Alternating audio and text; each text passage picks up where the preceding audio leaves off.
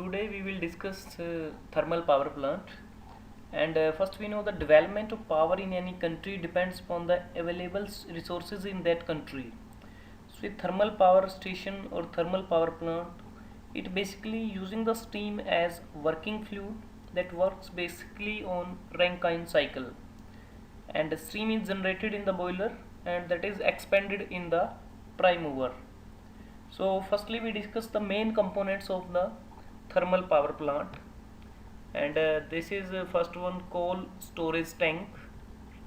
It is the furnace or boiler, and we can see the supply of the coal from coal storage tank to combustion chamber of the boiler. And this is the tank for hot ash or slag. Chimney. This is feed water processing plant. These are the tubes in the boiler for carrying the water and steam. And this is steam turbine. This is generator, condenser, cooling tower, and these pipes show the supply of the water from condensers to cooling tower, supply of water from condenser to feed water processing plant. This is power lines. This arrangement for supplying the air to the furnace or boiler with the help of a fan. And this is CO2 rich emission discharged through the chimney.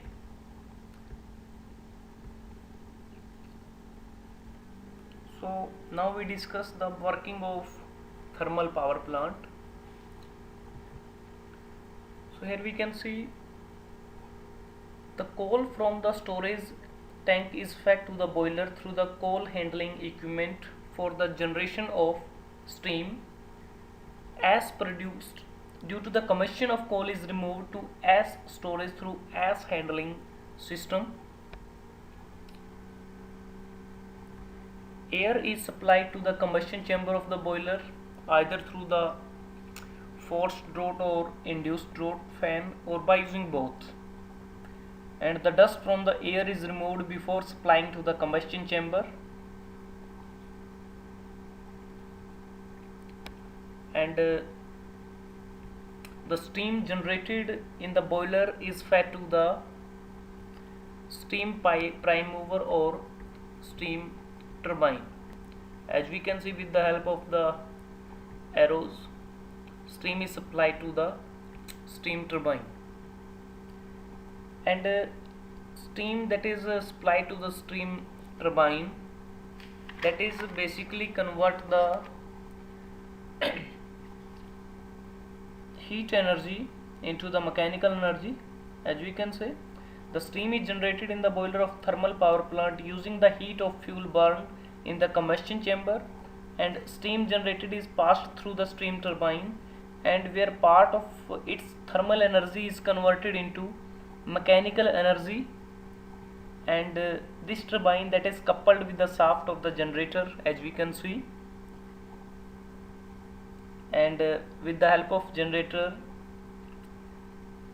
the production of electricity that starts, and finally it transfer with the help of power lines to the grid.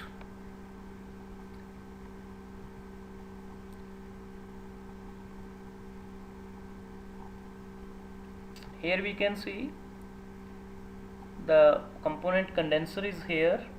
The function of condenser is to condense the steam coming out of the steam turbine at low pressure.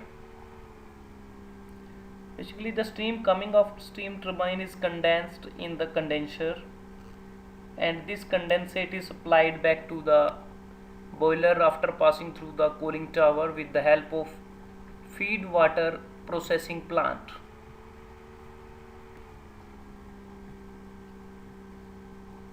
So there are basically two systems. First one is the open system and second is closed system for cooling water circuit. If the quantity of water required to condensate the stream is considerably large, then it is taken either from the lake or river, and cooling tower is taken from the upper side of the river, and it is passed through the condenser, and heated water is discharged to the lower side of the river.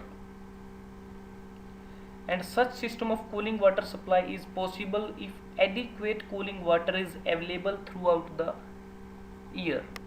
But in this video we can see when adequate quantity of water is not available, so water coming out from the condenser is cooled either in cooling pond or cooling tower, and cooling is effected by partially evaporating the water. So when cooling water is coming out of the condenser is cooled again and supplied to the condenser, then system is known as the closed system. And in this video we can see the closed system of cooling water circuit. But when the water coming out from the condenser is discharged to the river downward side directly, and system is known as the open system. But here is the closed system. Basically water is recycled again and again, condenser to cooling water and from cooling water to condenser.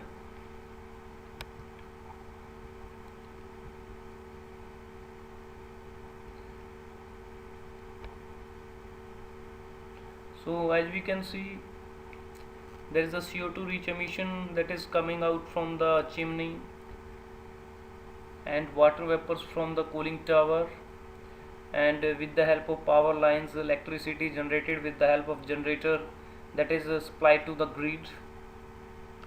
And this is the whole arrangement of the thermal power plant, and this is very beneficial when we need to fulfill the condition of base load plant, and generally these are known as the base load plant.